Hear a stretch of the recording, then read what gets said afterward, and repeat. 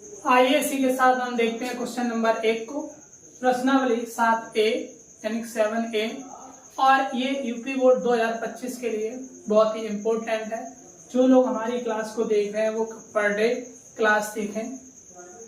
और इसी के साथ हम देखते हैं क्वेश्चन नंबर 1, बिंदु ए के निर्देशांक और बिंदु बी के निर्देशांक।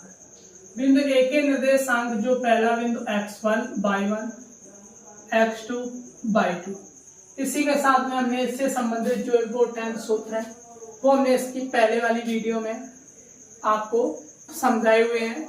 और इसी के साथ में जो इससे संबंधित देखते हैं दो बिंदुओं के बीच की दूरी का सूत्र क्या है।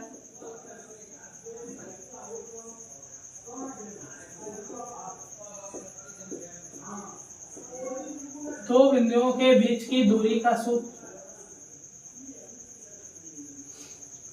AB बराबर √x1 - x2 लगा दें या x2 - x1 लगा दें, इससे कोई फर्क नहीं पड़ता है। x1 - x2 का whole square plus y1 - y2 का होल स्क्वायर।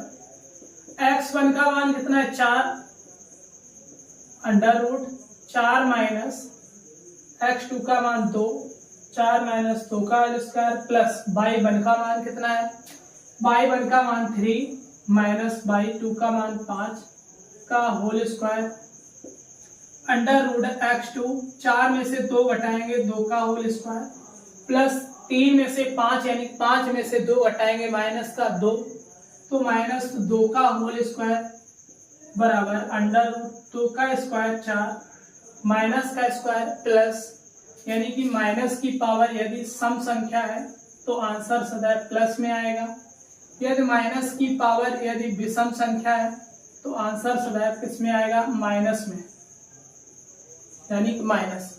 तो यहाँ सम संख्या यानी 2, तो 2 का माइनस का वर्ग प्लस 2 का वर्ग 4, 4 और 4 कितना हो गया 8, तो 8 को हम क्या लिखेंगे 4 गुणे 2 √4 गुणे 2, 4 का वर्गमूल कितना 2, 2 √2।